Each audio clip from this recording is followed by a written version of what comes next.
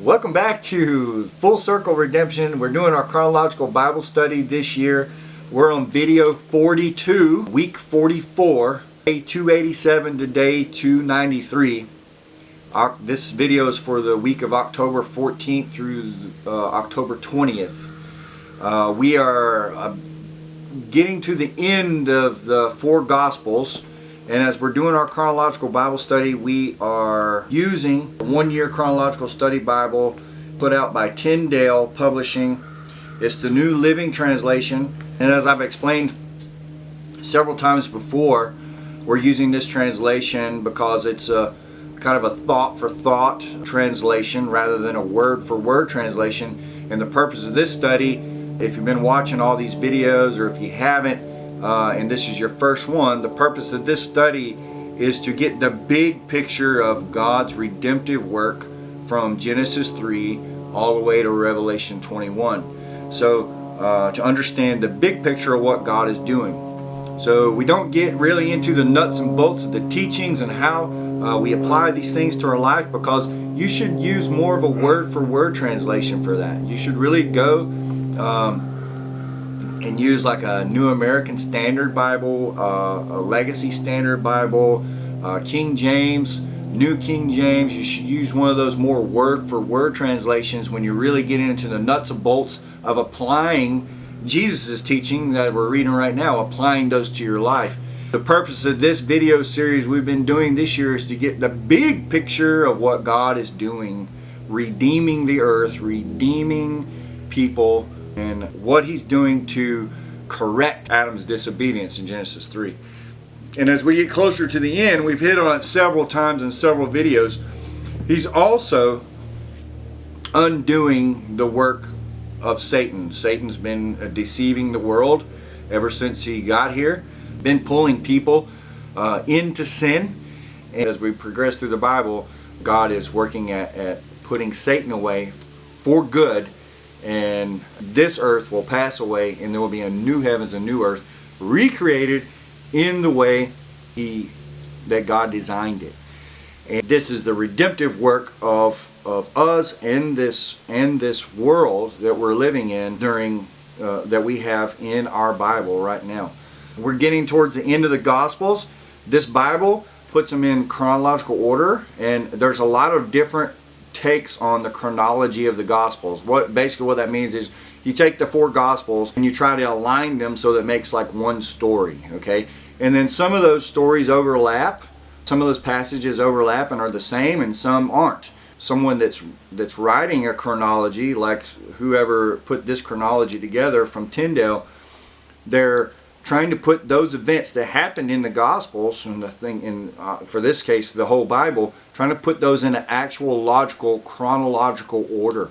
So you'll notice when they present the Gospels here in this Bible, there is two times that Jesus looks over the tables of the money changers. One at the very beginning of his ministry, as he comes back from the wilderness and he's tempted by the devil, and he goes into the temple and he sees all that, and he's just he's struck by the audacious sin that's going on there.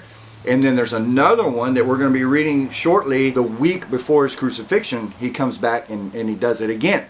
Unless someone goes through the effort of chronologizing the Bible, the reader would just assume that John is talking about the same thing that Matthew is talking about, and that they're talking about the same instance. However, they're talking about two different instances where Jesus did that. This Bible does a pretty good job of putting everything in chronological order.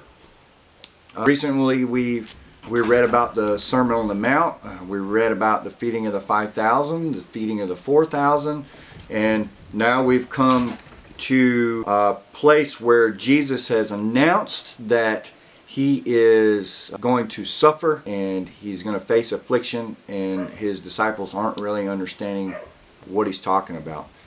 Peter even goes so as far as to rebuke Jesus and say, "No, you're the Messiah. There's no way that can actually happen. I won't allow this." And then Jesus says, "Away from me, Satan. You're contradicting me. You're contradicting Jesus, the Son of God. You're contradicting me. Even though you might not understand it, this all has to happen." And the disciples don't really understand everything that has happened during his 3.5-year ministry and his crucifixion until after his ascension, until after he is actually resurrected from the grave. He walks around on the earth and as a sign that everything that he said is true. And then he ascends to heaven. It's not really till then that the disciples really understand everything that he's taught them. And then at that point the church is established, and then they go about spreading the gospel and fulfilling the Great Commission, as we should. We got about 2.5 more weeks in the Gospels. This Bible really slows it down, which I appreciate, during the Gospel, so you can really kind of take it all in.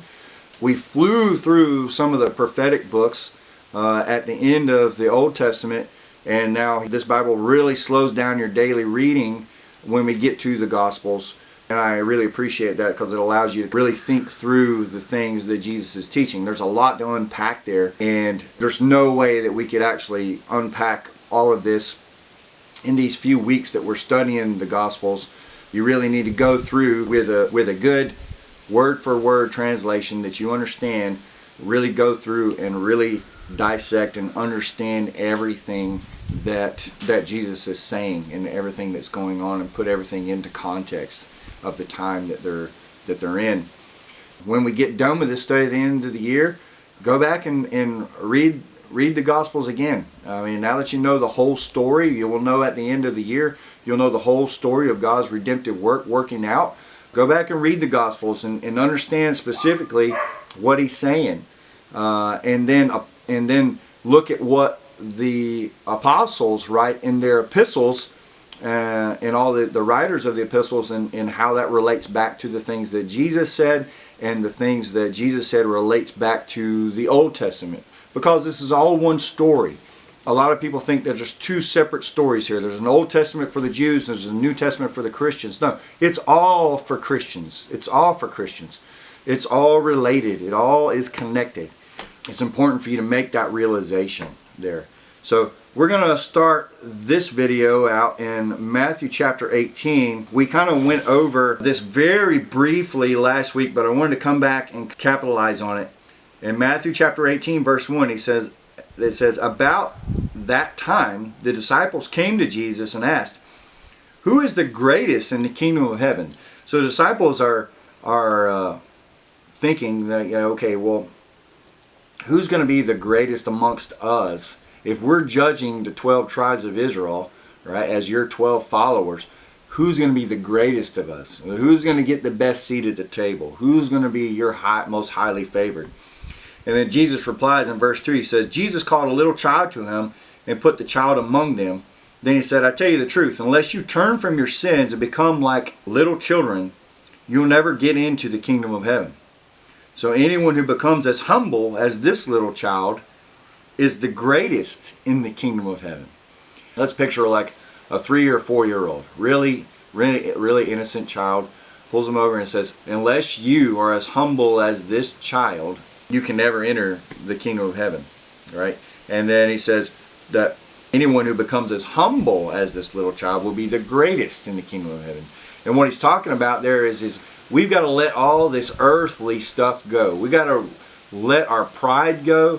We've got to let that self-reliance go that this earth makes us have. We've got to let that go and become fully dependent on God the way that a little child is dependent upon their parents. There's no way a 3 or 4-year-old, if you turned them out in the woods out here, there would be no way that they would be able to survive the winter. Or even if they did find something to drink or something to eat, there was a good chance they would get sick. We're to trust God the same way that a little child trusts adults or trusts their parents, okay? Or should be able to trust their parents. Jesus goes on to say in verse 5, he says, and anyone who welcomes a little child like this on my behalf is welcoming me. But if you cause one of these little ones who trusts in me to fall into sin, it would be better for you to have a large millstone tied around your neck and be drowned in the depths of the sea. Don't mess with kids. Don't mess with kids. God draws the line right there. You don't mess with kids. So there's a lot of stuff in our modern culture, really evil people that are trying to justify horrible things. Adults know what they're doing, and they know what they're getting into when they do things, and maybe they don't, but they know what they've done once they find out the results of what they've done. Whereas children, they exist in that state where they need guidance, okay? And we need to be like children and rely on God for guidance. And a huge part of knowing where to get guidance is the Bible. We have His written word written down for us to read. It's just so many people don't pick it up and read it. Like we have an instruction book for life, for how we're supposed to live and how we will spend eternity. We have it written down, but no one reads it. It's really unfortunate. But that's what Jesus says here. He says we need to depend on Him the way that a little child depends on the guidance of adults. And if you're an adult and you lead a little one astray, you lead a little one away from Him, you cause them to sin, or you cause them to live a life that goes against God, it's better for you to have a millstone hung around your neck and drown in the sea. A millstone is a big, giant, round stone that weighs several hundred pounds, and you would take this millstone, and then you would have a bottom millstone that's stationary, and then you would have a top millstone that rotates. You'd have a donkey or something that would drag it around to spin that top one around, and then there was a hole in the middle, and you would drop the grain down through the middle hole, and it would go into the grooves cutting these stones between these two stones, and as it rotated around, it would grind that grain up into powder. Okay, and these stones weighed several hundred pounds. So it's better for you to have one of those stones hung around your neck and dropped in the water than for you to lead a little one astray. I felt like we just jumped through that too quickly last week because we were strained for time. And then Jesus goes on in Mark chapter 9, verse 40, he says, anyone who is not against us is for us. We've heard that saying, if anyone's not for me, then they're against me. And this is what, and Jesus kind of shakes it up a little bit, and he says, anyone who is not against us is for us. Okay? And we see a lot of that going on nowadays where people are against God, blatantly against Christ, against Christianity, they have a high-handed rebellion against God. And that's the same thing that the people at Babel did. That's the same people that Sodom and Gomorrah did.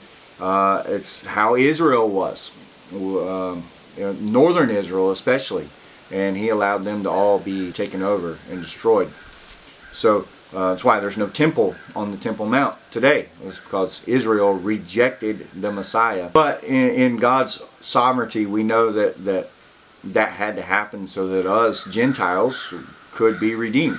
That was all prophesied through the Old Testament, that the Gentiles would be included in this gift of redemption that Israel was going to enjoy. We continue on in our travels of Jesus as He's traveling throughout the Holy Land. In John chapter 7, verse 1, he says, after this, Jesus traveled around Galilee. He wanted to stay out of Judea, where the Jewish leaders were plotting His death. But soon it was time for the Jewish festival of shelters. I mean, we read about that way back in the law, in the books of Moses. It was one of those festivals that they were supposed to celebrate. It was supposed to remind them that they were wanderers in the desert, and that God established them in Israel, in the land of Canaan, and it was supposed to keep them humble, this festival of shelters. So that there was time for that festival of shelters to happen. And Jesus' brother said to Him, leave here and go to Judea, because He's up in Galilee. Leave here, go south, go down to Judea, where your followers can see your miracles. You can't become famous if you hide like this. If you do so much wonderful things, show yourself to the world. For even His brothers didn't believe in Him. And they will. We will see that when we get to the epistles, which are the letters that are written to the different churches, different believers around the Roman Empire. We'll see how His brothers do come to believe in Him. But at this point, they're not. They're kind of like, this brother of ours, remember Jesus is the eldest.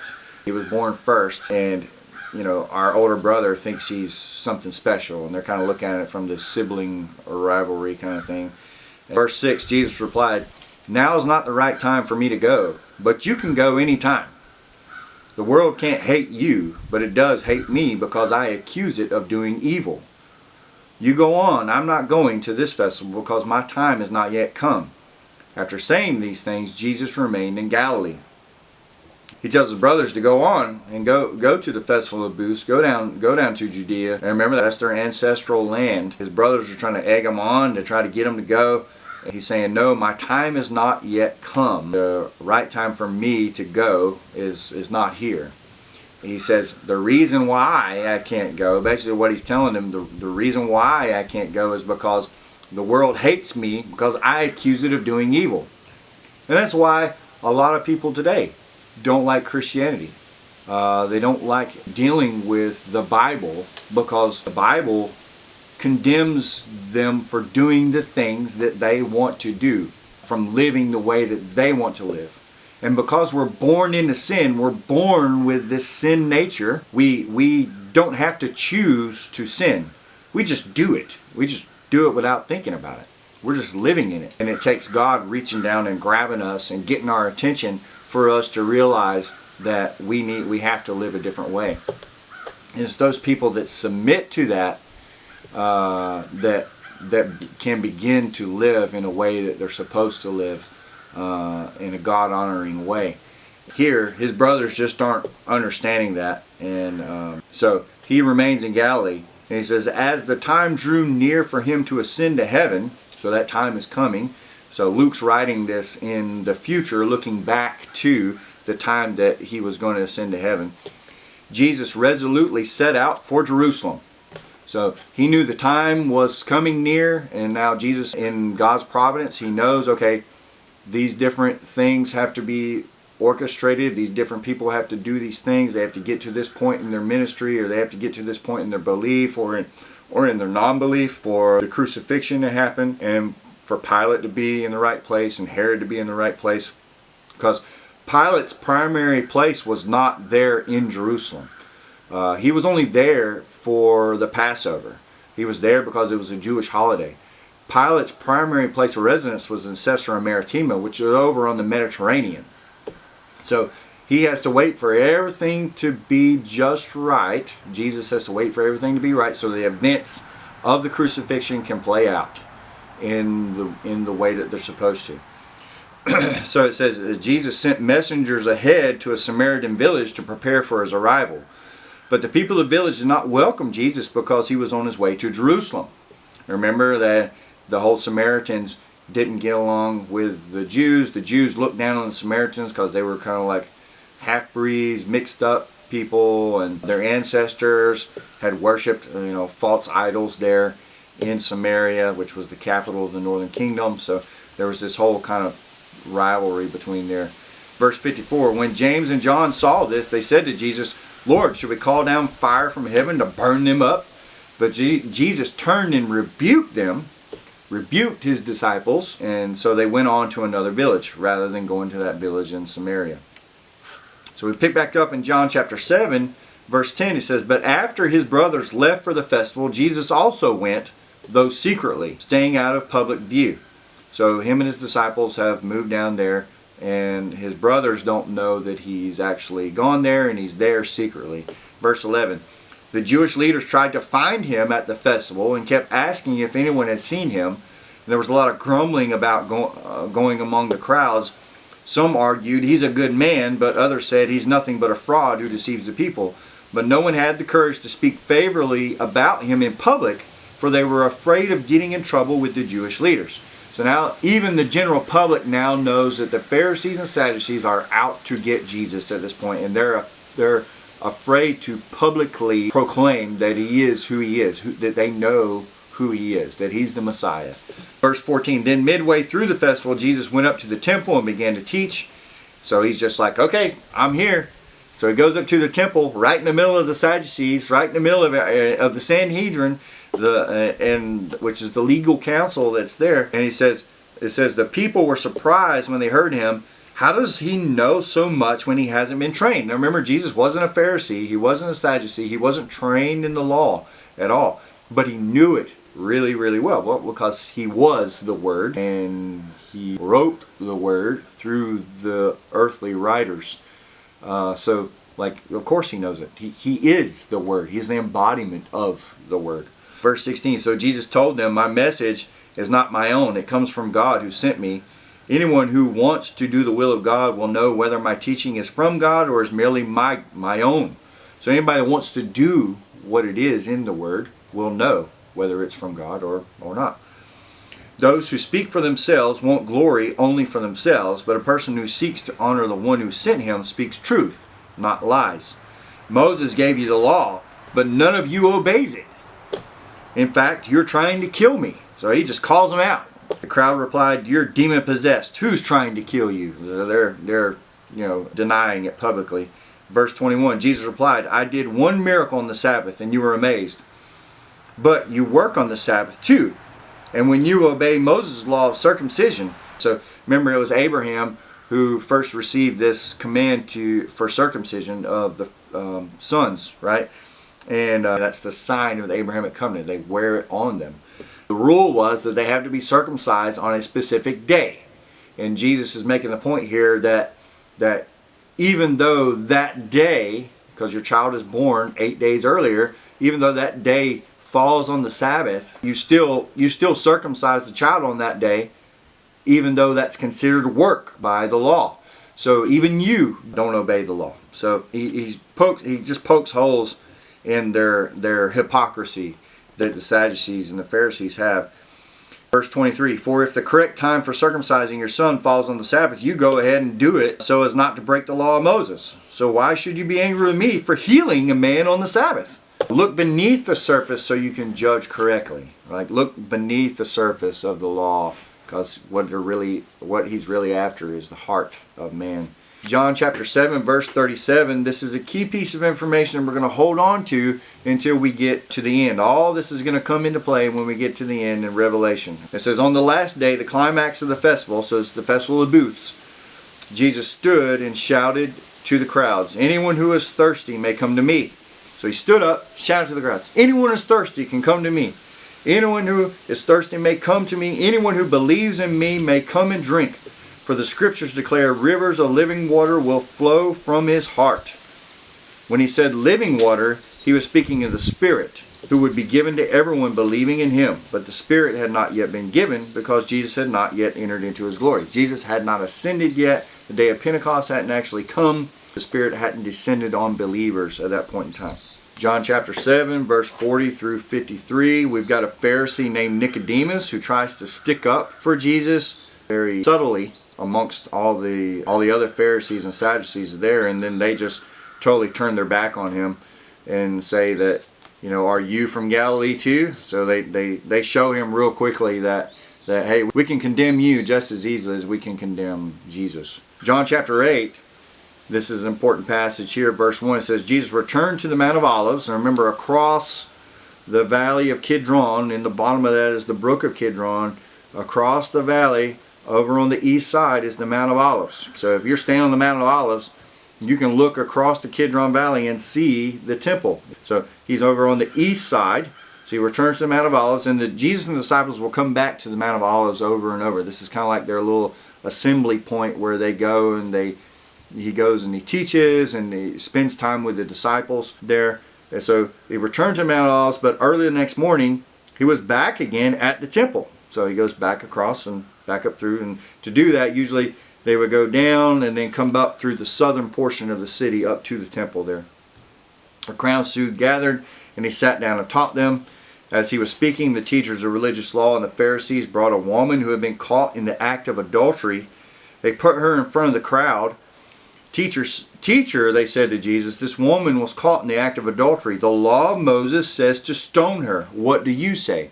So they're trying to catch him in some kind of inconsistency with the law. so that they can say that he's telling people to disobey the law. In verse 6 it says they were trying to trap him into saying something that they could use against him, but Jesus stooped down and wrote in the dust with his finger. And nobody really knows what it is that he's writing when he's writing in the dust. A lot of pastors from the past taught that this was probably the Ten Commandments that he was writing down in there, which makes sense logically that he would be doing that because of what he says next. It says, they kept demanding an answer, so he stood up again and said, all right, but let the one who has never sinned throw the first stone. And if he had written the Ten Commandments in there, they would be down in the dirt in front of them. They would have to look down. They would be reading the Ten Commandments, and they would realize, yeah, I just did that this morning. I did that last week. I did that, right? So that's how his question comes into play. He says, let the one who has never sinned throw the first stone. Then he stooped down again and wrote in the dust. So he's probably writing some more of the Ten Commandments. Verse 9. When the accusers heard this, they slipped away one by one, beginning with the oldest, until only Jesus was left in the middle of the crowd with a woman. So picture this. You got an adulterous woman that they drug up here, right, against her will. She's probably fighting, screaming because she knows she's going to get stoned to death. Okay? And you've got all these religious leaders who are obeying the law, that are going to do it.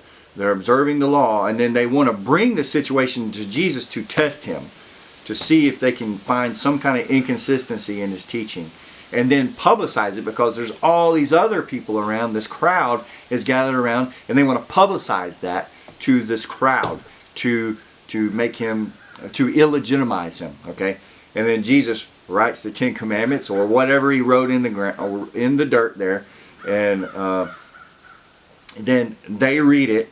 They realize that they're just as bad as she is, and all sins are the same under God.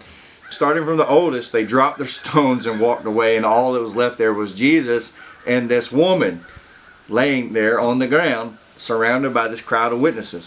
Verse 10, then Jesus stood up again and said to the woman, where are your accusers? Didn't even one of them condemn you? No, Lord, she said. So none of them that were trying to condemn her would actually condemn her. She says, no, Lord. And Jesus said, neither do I. Go and sin no more. And a lot of times, we as people on this earth, we know that we do things that we shouldn't do, especially when we get to a point where we deal with them with God, and we come to that realization that we're not worthy. Okay? And that's what's happened here. This woman knows that she deserves what the law says. She deserves to be stoned to death. But that's not what's happened. Jesus has sent those that would stone her, her accusers, has sent them away. And then he shows grace to her. And he says, go and sin no more. So this is the turning point in her life. Just like there's a turning point in our lives where we have to put off the old man and put on the new man.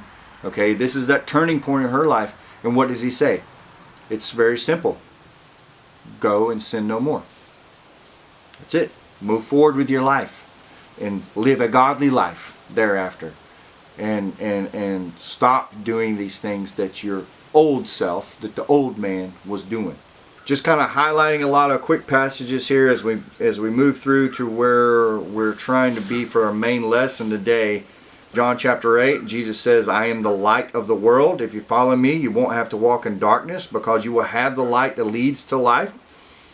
John chapter 8, that was verse 12. John chapter 8, verse 17, he says, your own law says that if two people agree about something, their witness is accepted as fact. I am one witness, and my Father who sent me is the other. Okay, and this will come into play again when they have to have witnesses to persecute Jesus. They have false witnesses that they produce that accuse him of doing the things that they want to crucify him for. John chapter 8, verse 21, he says, I'm going away. You will search for me, but will die in your sin. You cannot come where I'm going. All right, so he's telling them what's going to happen, but they're too stupid to realize it, and we would be too. Verse 23, Jesus continued, you are from below, I am from above. You belong to this world, I do not. That is why I said that you will die in your sins. For unless you believe that I am who I claim to be, you will die in your sins. And what's the name of God? Is I am. Yahweh means I am. John chapter 8, he says, you are truly my disciples if you remain faithful to my teachings, and you will know the truth, and the truth will set you free. Verse 34, I tell you the truth, everyone who is a slave of sin, a slave is not a permanent member of the family, but a son is part of the family forever. So if the Son sets you free, you are truly free. Luke chapter 10, we get to the part where Jesus sends out 70 disciples, or 72. Okay, so he sends out these disciples, and they go and do the job that the 12 had already done when they went out. Now he's becoming more and more bold. He's spreading the good news even more. He's building even more of a following as this time of his crucifixion becomes nearer and nearer and nearer. Okay, so there's two different angles working here. Okay, what really offends the Sadducees, they don't believe he's the Messiah. That's not what they're worried about. What is really offending the Sadducees is that he says that he is God on earth. That's what's really offending the Pharisees and the Sadducees. That's their ammo for wanting to crucify him. Okay. On the other hand, right, Pilate and the Romans, they don't want this Messiah to come about, because this Messiah is supposed to overthrow whatever oppressive kingdom is on them. Okay, so they know that if they get a new king of the Jews, then this Messiah comes and he gets the following of all of Israel behind him. There's going to be another revolution.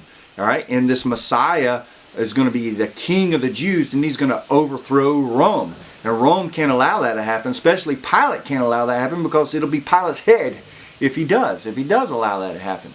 So Pilate's guarded against a revolution, right? So Pilate is concerned with someone calling themselves the king of the Jews, because under Rome there's no king of the Jews. Rome, the emperor is the king of the Jews, like he's king of every other people that he rules.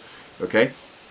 And the Sadducees, they don't care that he says he's the Messiah. They don't believe that. They only care that he says that he is the Son of God, or that he is God. Okay? So you got two different angles here. Now, if the Sadducees and the Pharisees took their case to Pilate, saying that he says that he is God incarnate, the Romans would laugh at him. Pilate would laugh. He'd be like, okay, he says he's a God. Okay, we have lots of gods. Okay, maybe he is, maybe he isn't. I don't care. Rome wouldn't care about that. So the main thing that the Pharisees and Sadducees are concerned with, they wouldn't care about. The Romans wouldn't care about at all. But the one thing that the Romans do care about is that there is a king of the Jews, a Messiah that's supposed to come. Okay? So the Pharisees, are the thing that the primary thing that the Pharisees are offended by, that the Pharisees and Sadducees are offended by, is not a concern to Rome. So they have to now make this case to Rome that he is the king of the Jews, that he is the Messiah, even though they don't believe that. And we'll see that to come into play at the mock trial when they go to Pilate and they make their accusations against Jesus with Pilate. They concentrate on the fact that he says he is the king of the Jews. They concentrate on the fact that supposedly he tells the people to resist Rome. They try to present Jesus as a rebel against Rome, which he's not. That's not what he teaches at all. But that's why the Pharisees have to actually do it the way that they do it. And in that process, they're getting rid of this person that is a heretic to them, saying that he is God incarnate. So that's the angles that are working here in this highly toxic political environment that's going on. And then on top of that, you've got the Herodians, who are just trying to hold on power and get whatever scraps from the table of Rome that they can get. Okay, so you got Herod, Antipas mixed in there too, and Philip mixed in there as well. So now Jesus says, really, he's like, okay, the time is coming soon for my crucifixion. The time is coming soon. So now I'm sending out this 70, and we're going to get the populace, the people of Israel, stirred up, because Jesus knows that all these people, they have to be supportive of Jesus for the Sadducees and Pharisees to be able to make this spin that he's some kind of rebellious person against Rome, right? And he knows that, Jesus knows that he has to have all those people's support for this, for Rome to be able to believe that. Jesus ultimately knows that he has to be crucified. He has to be the redemption. He has to be, his blood must pay the sin debt for all of us. Luke chapter 10, verse 2, it says, the harvest is great, but the workers are few. So pray to the Lord who is in charge of the harvest. Ask him to send more workers into his fields. Now go and remember that I'm sending you out as lambs among wolves. Okay? And he gives them the same command that he gave the disciples about not taking anything with them. Verse 16, he says to his disciples, he says, anyone who accepts your message is also accepting me, and anyone who rejects you is rejecting me, and anyone who rejects me is rejecting God who sent me. And then it says, the 72 disciples returned. They joyfully reported him, Lord, even the demons obey us when we use your name. Yes, he told them, I saw Satan fall from heaven like lightning. Jesus tells them, I saw Satan fall from heaven like lightning. So Jesus was there as a witness. I mean, it's God in heaven. He saw, as a witness, he saw Satan do that. And he says, look, I have given you authority over all the power of the enemy, and you can walk among snakes and scorpions and crush them. Nothing will injure you. But don't rejoice because evil spirits obey you. Rejoice because your names are registered in heaven. And this is that outside circle of disciples. The rest of this video is going to focus on Luke chapter 12, starting in verse 35. Jesus tells them, he says, be dressed for service and keep your lamps burning, as though you were waiting for your master to return from the wedding feast. Then you'll be ready to open the door and let him in the moment he arrives and knocks. The servants who are ready and waiting for his return will be rewarded. I tell you the truth, he himself will seat them, put on an apron, and serve them as they sit and eat. He may come in the middle of the night or just before dawn, but whenever he comes, he will reward the servants who are ready. Understand this, if a homeowner knew exactly when a burglar was coming, he would not permit his house to be broken into. You also must be ready all the time, for the Son of Man will come when you least expect him. Jesus is talking about that second coming. So he's saying, be ready. And he also says that nobody's going to know the time or day. Okay, so all these people that say that they can predict when it happens, and there's been hundreds of them throughout history that said that, okay, the rapture is going to happen on this day, or that the Antichrist is going to appear in this year or whatever. Nobody knows. Nobody knows when the day of the Lord is going to be. But Jesus here tells us just to be ready. Be ready. Stay in that state where you are being humble like a child, and you're serving God and you're living for Him, and be ready all the time, any time of day. We come back to that verse that we studied when we were talking about Moses back in Exodus. This is Luke chapter 12, verse 48. He says, but someone who does not know and then does something wrong will be punished only lightly. But when someone is given much, much will be required in return. And when someone has been entrusted with much, even more will be required. This is what's called proportional accountability. You're accountable for the amount of revelation that God has given you. And we've got a whole lot of revelation that's available to us now. We don't exist as people did in the beginning of the Bible, where they had no interaction with God, they had no interaction with God's people, and they haven't had any chance to get any kind of revelation. They just had what was called general revelation, which we can see God in the wind and the sun and the planets and the stars, and they had that kind of revelation, but they didn't have specific revelation, special revelation that was given to us, or that was given to Moses, for instance. Moses had special, specific revelation given to him. God selected him and chose him, and so Moses was held to a high level of accountability. So Moses never got to enter the promised land because he struck a rock instead of speaking to it. Okay, so very small little thing, but Moses, because of the amount of revelation that was given him, he was held to such a high level of accountability. This is what Jesus is touching on here. He says in verse 47, a servant who knows what the master wants but isn't prepared and doesn't carry out those instructions will be severely punished because he knows what his master wants. Okay, just like Moses knew, he spoke with God. God told him what he wanted from him. Okay, and then Jesus goes on and he says, but someone who doesn't know what his master wants from him, and then does something wrong, will be punished only lightly. But both are punished. When someone has been given much, much will be required in return. And when someone has been entrusted with much, even more will be required.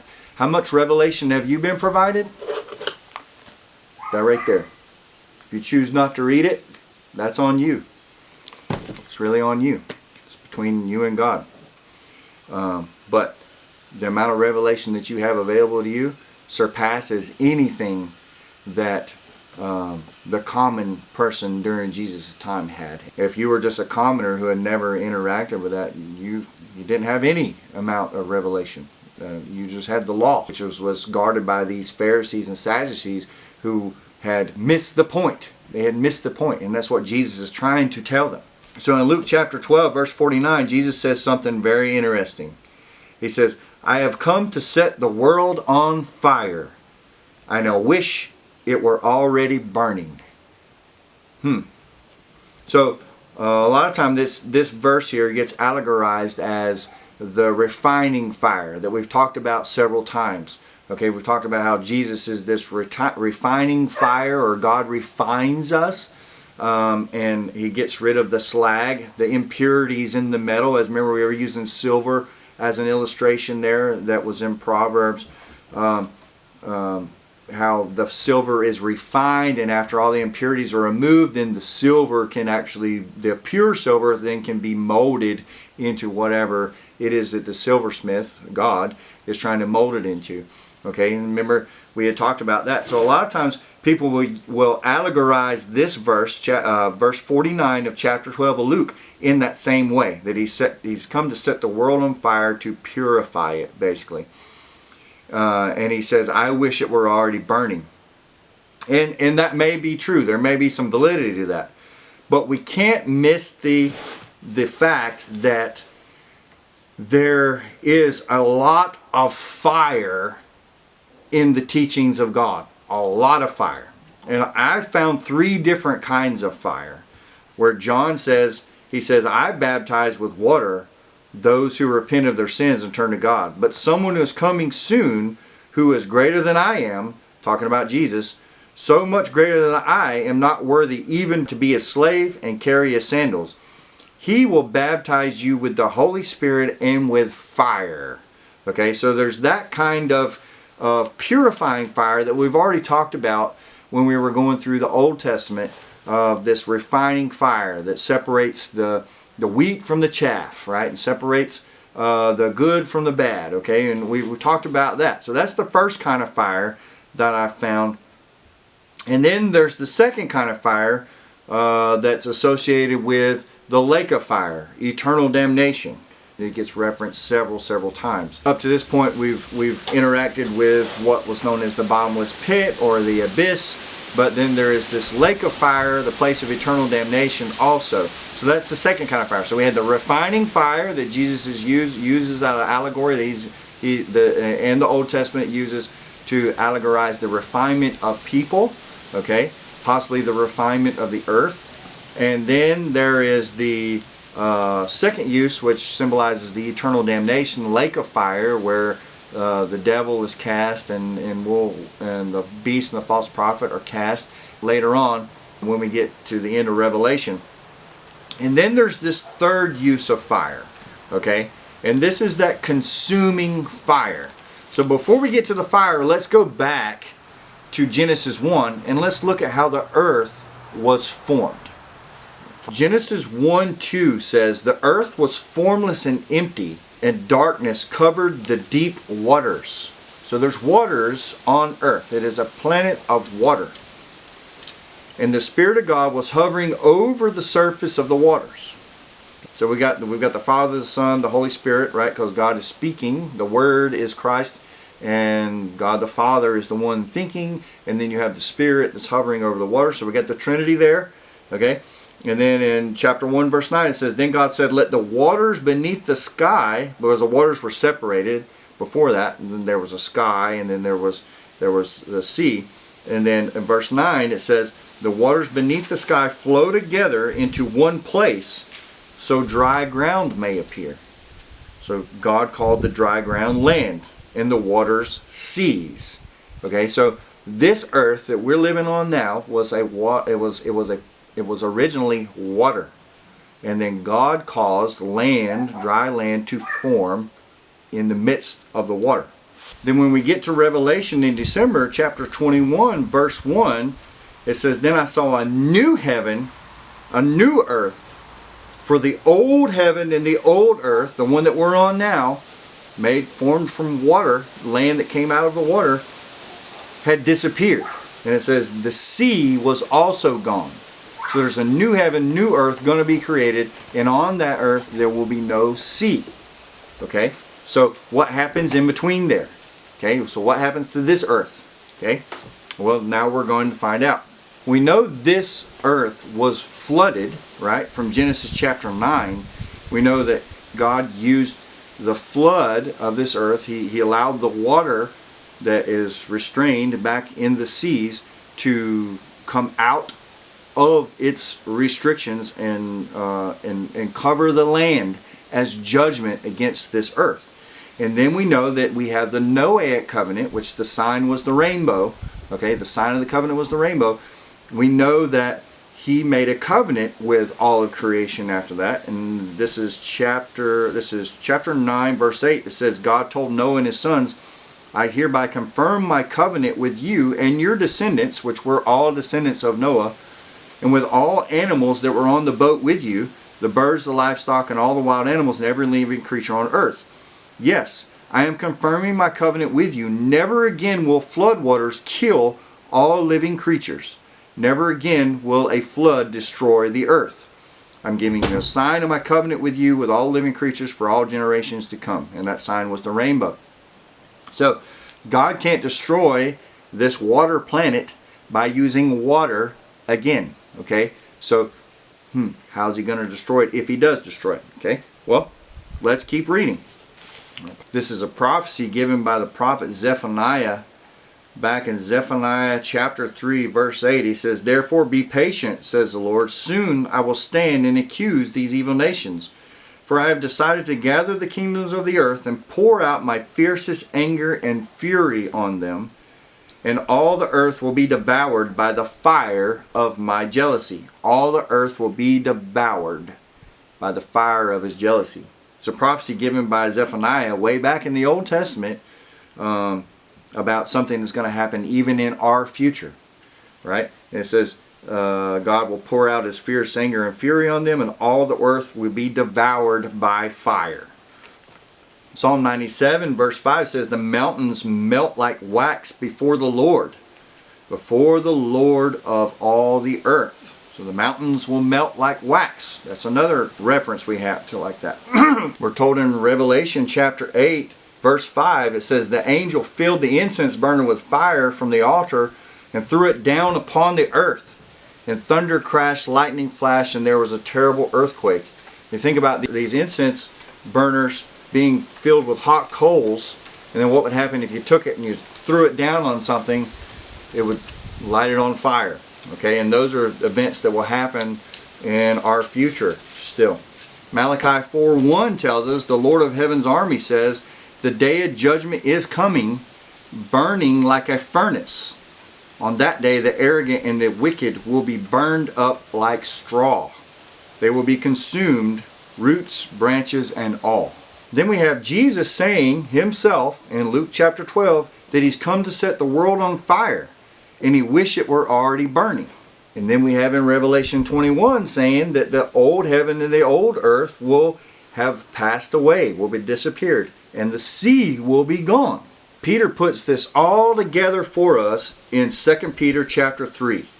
He says, I want you to remember, this is verse 2, I want you to remember what the holy prophet said long ago, what your Lord and Savior commanded through your apostles.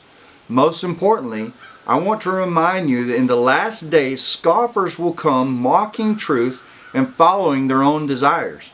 They will say, what happened to the promise that Jesus is coming again? Right, as they're currently doing now. Okay, Peter foretold this 2,000 years ago. From before the times of our ancestors, everything has remained the same since the world was first created. So Peter's saying, since the time of our ancestors, since the world has created, everything has been the same. They deliberately forget that God made the heavens long ago by the word of His command, and He brought the earth out from the water, and He surrounded it with water. Then He used the water to destroy the ancient world with a mighty flood. And by the same word, the present heavens and earth have been stored up for fire. They're being kept for the day of judgment, when ungodly people will be destroyed. On the day when it will be destroyed by fire. But you must not forget this one thing, dear friends. A day is like 1,000 years to the Lord, and 1,000 years is like a day. We'll talk about that. The Lord isn't really being slow about His promise, as some people think. No, He is being patient for your sake. He does not want anyone to be destroyed, but wants everyone to repent. But the day of the Lord will come as unexpectedly as a thief. Then the heavens will pass away with a terrible noise, and the very elements themselves will disappear in fire. And the earth and everything on it will be found to deserve judgment. Since everything around us is going to be destroyed like this, what holy and godly lives you should live, looking forward to the day of God and hurrying it along. On that day, He will set the heavens on fire, and the elements will melt away in the flames.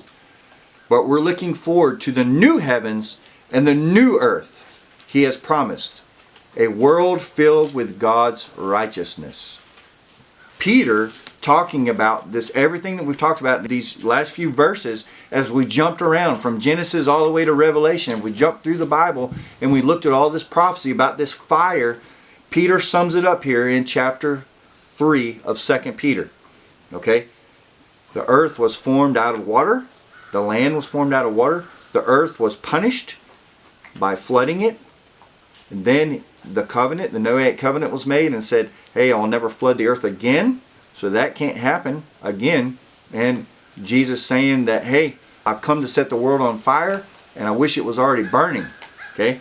Then Peter explains, it will burn, and all the evil of this world will be burned with it, and this earth will be destroyed. And there will be a new heavens and a new earth. Okay? So whether this planet itself is actually destroyed or not, I tend to think that this planet we live on will be renewed. It'll be purified by fire, in the same way that we are purified by the fire, the allegoric fire that Jesus brings. He's also bringing an actual, real fire that will purify this earth, and a new heavens and new earth will be reestablished here, and everything will be set as it was intended, as it was before Genesis chapter 3. Creation will be set right in order. The lion will lay down with the lamb. There will be the tree of life abundant for everyone, and there will be no more sin, no more crying, no more death, none of that. Okay, and we'll read this as we get into Revelation in December. You'll see how all these pieces are coming together for the renewal of all of creation, not just the renewal of you and me and Christians, not just us being redeemed and going to heaven. End of story. No, Jesus is working on an entire redemption story of redeeming all of creation, setting things right back to the way that he intended and for them to be. Before Adam disobeyed, before Satan rebelled, before all of that, he's making it all right. And that's what this book teaches. This is his story of how he's going to redeem all of creation, not just redeem me and you. We're very blessed in the fact that he cares about each one of us and wants us to be redeemed and be part of that redemption also. And we're so blessed because of that. I hope you have a great week. Enjoy reading the rest of the Gospels. We've got about a week and a half left, and then we're going to get into Acts, the formation of the church, and we're going to see how that happens. The church that you go to today descends from this church that will be established in the book of Acts. So really interesting stuff coming up. Really exciting. We'll see you next week.